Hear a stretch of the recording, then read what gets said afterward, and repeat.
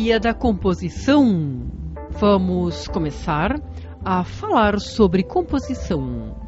Temos aqui um retângulo sobre o qual vamos começar a colocar elementos, visto que a composição é justamente um sistema por meio do qual nós arrumamos as coisas que colocamos dentro do retângulo, num quadro, numa propaganda, numa publicidade, digamos, em tudo o que tenha a ver com arte visual. O retângulo vai ser muito importante porque é uma das formas mais utilizadas desde os tempos antigos até agora. E digamos, ali dentro, onde nós arrumamos elementos, isso justamente vai ser a composição. Ou seja, todo um regime de trabalho por meio do qual nós arrumamos os elementos dentro do retângulo. A primeira coisa que nós temos que dizer é que dentro deste retângulo, apesar de não ter nada desenhado, apenas os lados, nós temos noção exata de que há elementos que jogam visualmente com muita potência dentro desse retângulo. O primeiro de todos é o centro, tanto é assim que podemos localizar o centro com uma noção bastante exata de onde se encontra. Esse centro que localizamos ali, já de por si, só pelo fato de ter colocado um objeto, um ponto no retângulo, vai ter determinado peso. Isso faz com que o coloquemos um pouco mais alto do centro geométrico, visto que agora, quando traçarmos as duas diagonais e as duas linhas médias, vocês poderão ver que a localização visual desse centro não é exatamente a geométrica. Então, bem, vamos proceder a traçar essas diagonais, que também, como falamos, são elementos fortes dentro do retângulo. Vocês podem fazer a prova e vão ver exatamente o que falamos. Esta é uma das diagonais. Esta seria a outra. E vocês vejam que não coincide exatamente o centro visual com o centro geométrico. Está localizado um pouco mais alto. Bem, há uma pequena imperfeição por tê-lo marcado de lado.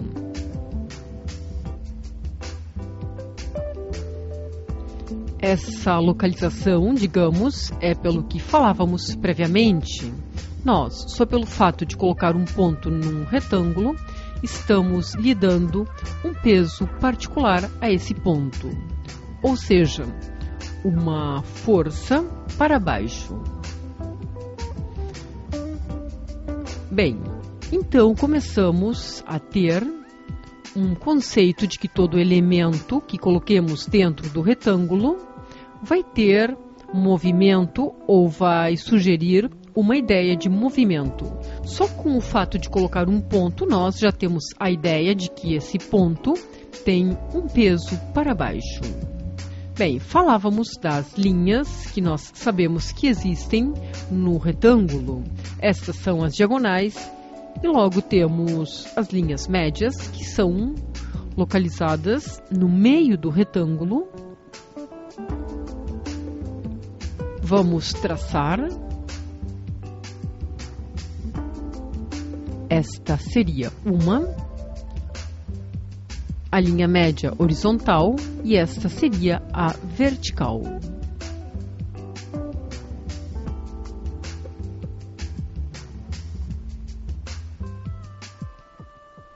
Bem, aí já completamos um pouco o que seriam essas linhas de força inicial do retângulo. Vamos tirar isto, que visualmente incomoda um pouco. E os elementos do retângulo fundamentais estão ali. Todos estes elementos estão, mesmo que não os tivéssemos desenhado. Isto faz com que este centro que colocamos aqui seja um lugar, vamos marcar um pouco maior, E este centro é um lugar carregado de energia. Por que falamos isto? Nós temos que começar a visualizar que dentro do retângulo, tudo que nós falemos de movimento, de energia, de peso, vai ser uma situação virtual. É claro, não é algo que vá acontecer um movimento real dentro do retângulo. Bem, por que isto está carregado de energia? Porque aqui temos direções neste sentido, neste sentido, neste sentido e neste. Em todas estas linhas se provoca tensão visual em todas estas direções.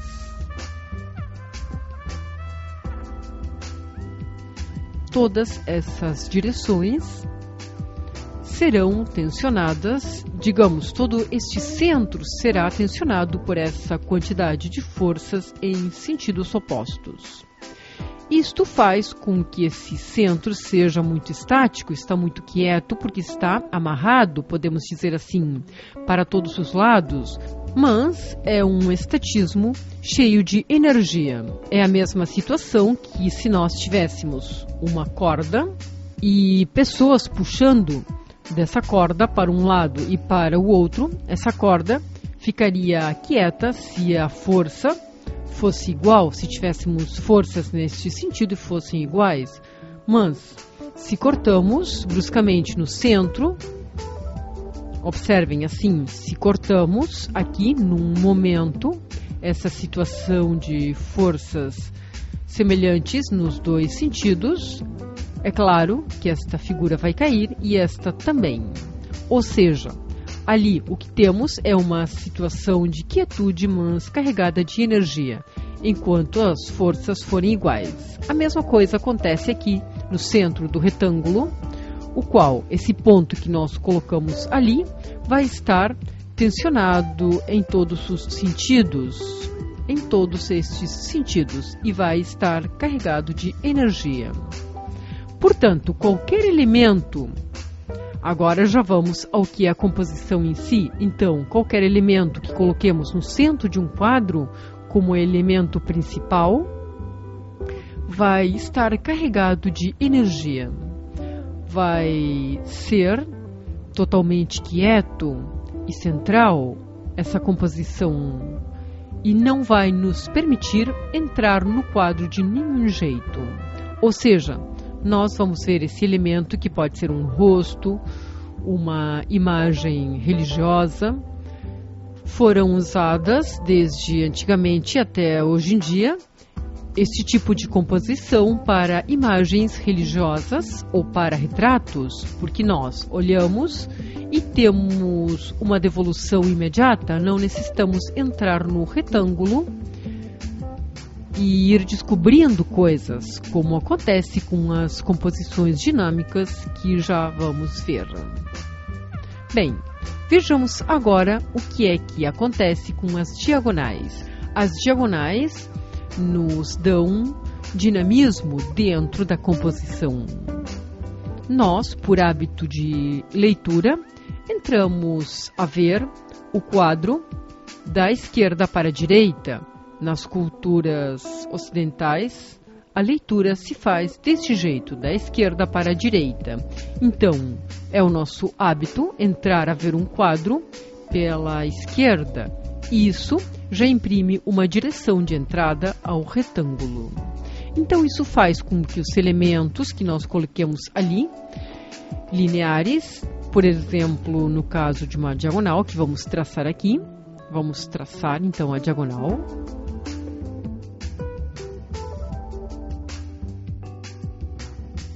Esta diagonal, por hábito de leitura, como falamos, vamos começar a ler desde a esquerda para a direita. Então vai ser uma diagonal com uma tendência ascendente. Ou seja, todos os elementos que coloquemos aqui vão ser localizados numa diagonal ascendente. É de destacar que as diagonais são lugares importantes para a composição.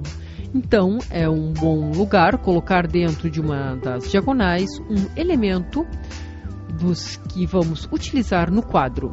Estamos com elementos pontuais, por exemplo, poderia ser um elemento colocado, e neste caso devemos colocar não muito próximo do ângulo, devemos colocar aqui. Depois explicaremos por quê. Bem, este elemento vai estar sujeito a uma força que o vai impelir para cima. No entanto, na outra diagonal, vamos traçar, e é uma diagonal que chamamos descendente. Pela mesma situação, essa diagonal se lê da esquerda para a direita, então vai ter esta direção, uma direção de descida no quadro. Então, um elemento que coloquemos, por exemplo, a 1/3 desta distância, vai se impelir com uma força de descida, além do seu próprio peso, que também vai ser muito importante, como o elemento vai ter um peso para baixo também, é claro. Enquanto que o peso próprio deste elemento está se elevando porque o vemos numa direção de subida.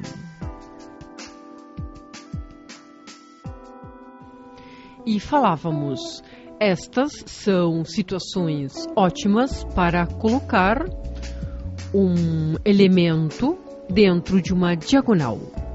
Por que isto é assim? Vamos ver a continuação num outro diagrama. Bem, vamos iniciar com outro diagrama que tem a ver com o posicionamento dos objetos dentro da diagonal. Vamos utilizar a diagonal ascendente num primeiro momento. O que acontece se colocamos, nós falávamos, a melhor colocação estaria num 1/3 mais ou menos. Por quê? Porque no centro vamos continuar jogando sobre o centro, que falávamos que está carregado de tensões em todos os sentidos.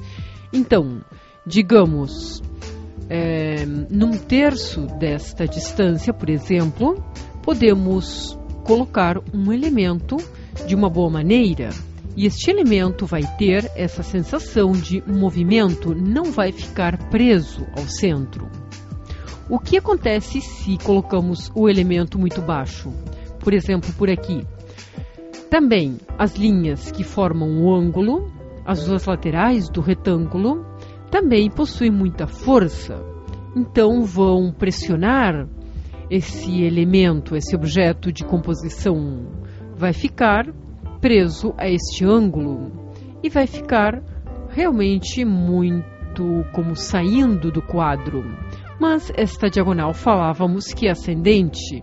Se colocássemos aqui o elemento, pode ficar bem localizado, mas se o levamos muito ao ângulo, que é o caso que queremos mostrar, colocamos o elemento aqui, e o que é que vai acontecer? Aqui, a direção de saída vai estar como que empurrando esse ponto para fora, e vamos ter uma ruptura visual das bordas, destas duas bordas.